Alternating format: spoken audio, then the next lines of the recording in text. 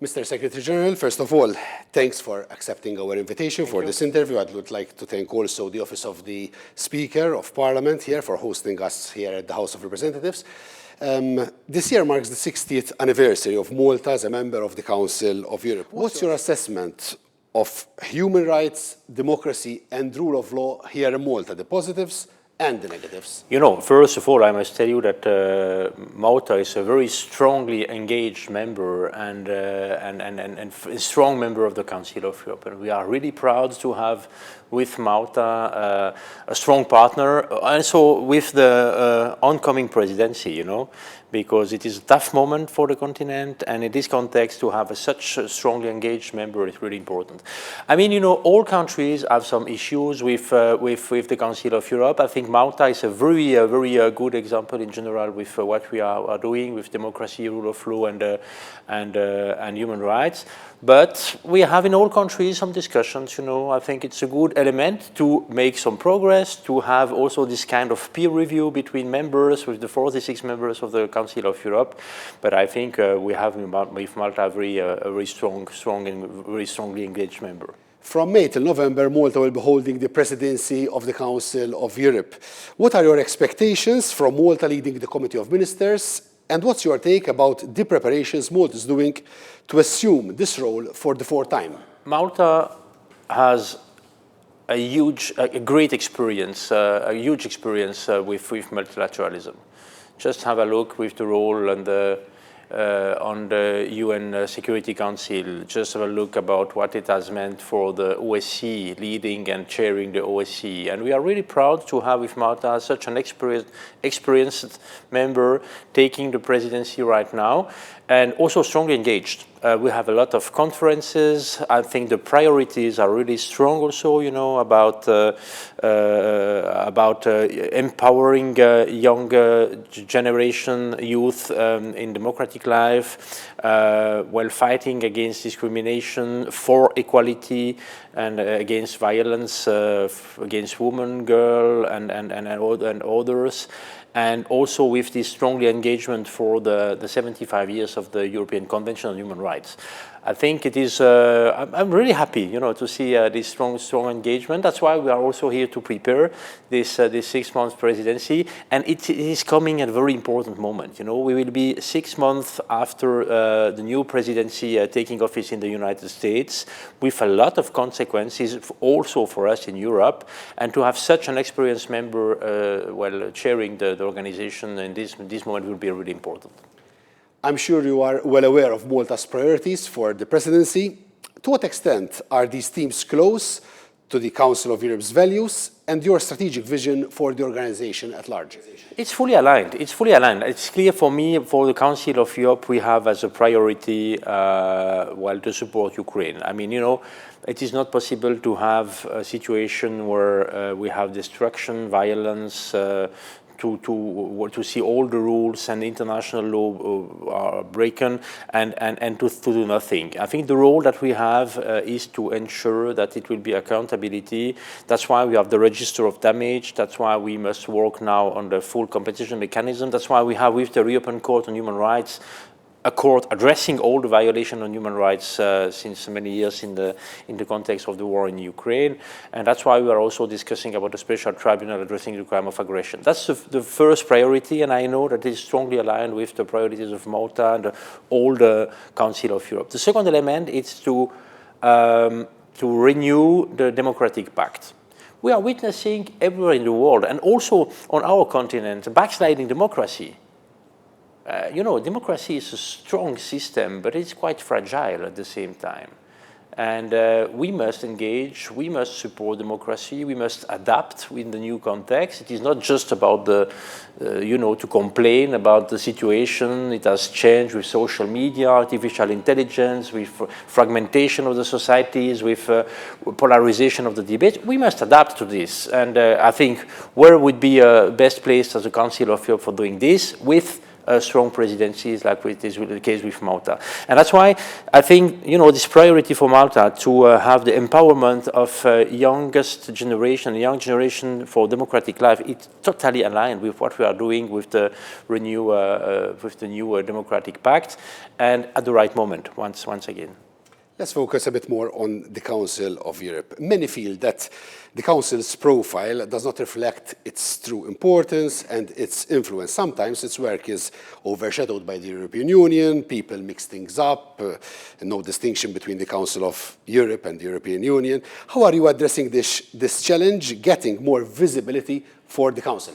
I think being really serious with what we mean, and supporting always this strong sense for the European family in the wide sense. 46 member states, that's clear. We have all members of the European Union are members also the Council of Europe, but we are also plus 19. And the 19 are interesting. We have Turkey, for example. We have all the South Caucasus, Azerbaijan, Georgia, and Armenia. We have Ukraine and Moldova, obviously. We have Switzerland, Norway, and Iceland. It's really interesting, this diversity. And I think being present, working strongly and really strongly supportive for democracy, human rights, and the rule of law will be absolutely key, and it will engage the visibility, and it will better the visibility of the Council of Europe. That means being present, with a strong voice for those values, and always explaining the difference that we have between the European Union and the Council of Europe. And we have differences, but we have at the end the same goals. That means to have stability, peace on our continent, and good perspectives for our population, for the people living in our countries, for the youngest generation. First of all, we are not doing this for us. For us, I would say it's a bit late.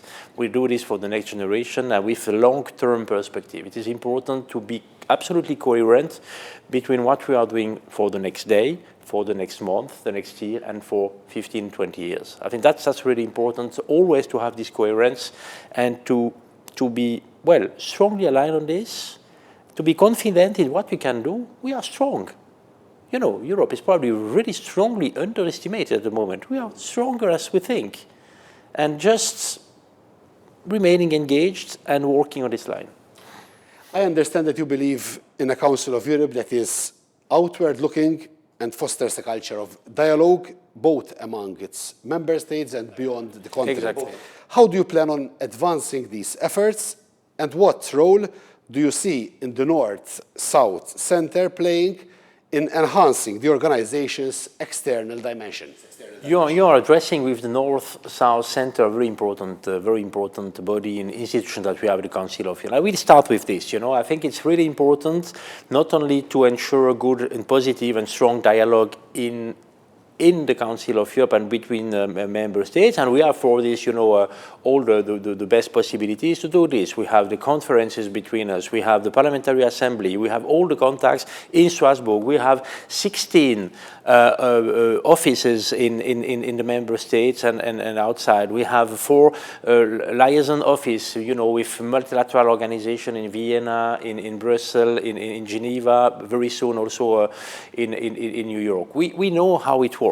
I mean, we are able to do this, but then we must engage also outside of the continent, because our values and what we stand for is important not only for us, but must also be presented abroad, outside. And for this, the center, North-South Center is a really important institution. We are really happy to see the very strong role that Malta play in this center, and I'm sure it will be key in the next few years to develop also, all the contacts, and not only the contacts, but also to develop projects and develop trust and confidence with the global South, I would say, and between Europe and South, between North and South. That's why this center is so important. It's not just only North and South as we have in this center. It is also engaging with all continents, and that's why for me it will be also key to work closely and to work more with other multilateral regional organizations. And we have different, we have the Organization of American States and America North and South. We have the African Union and the African continent. We have the ASEAN and other multilateral regional organizations, all doing a good job, but I think we can coordinate more and be stronger united when it comes to face the challenges that we are facing today. You are keeping Ukraine high on the agenda. Why? And what is the Council of Europe doing in this regard? I think, the Council of Europe, where is it possible for the Council of Europe to bring an added value for Ukraine? What's that added value? I think the added value is, first of all, to have the European Court on Human Rights. I mentioned before, addressing all the violations on human rights in the context of the war in Ukraine since the beginning in 2014 and until 22. That's really important because accountability is absolutely key. Second element about accountability, as I mentioned before, register of damage, claims commission, we need to develop this as quick as possible. And the third element about special tribunal addressing the crime of aggression.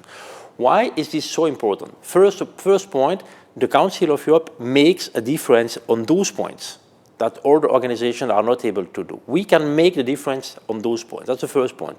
Why is it so important? The question is, in which world do we want to live? In a world dominated by destruction, suffering, violence, and impunity? Is this the future that we want for us and for the next generation? Or do we want to live in a world where we have peaceful relations, relations based on rules, where rule of law is key, and where we have accountability for crimes which are perpetrated? I think this is this choice. And on those elements, the Council of Europe, because we are the organization dedicated to a rule of law, human rights and democracy, is the organization for the European continent able to deliver and to bring an added value to these elements. Earlier this month, you were at the AI summit called by President Macron in France. AI brings a lot of positives, but it can pose threats to the core principles of the Council of Europe, namely to democracy and to human rights. How are you responding to these challenges? I fully agree with the elements you brought now about the risk that we have. We have some very interesting perspective with artificial intelligence. It will be also a positive element for the world, but we have also threats and risks, and we must address this.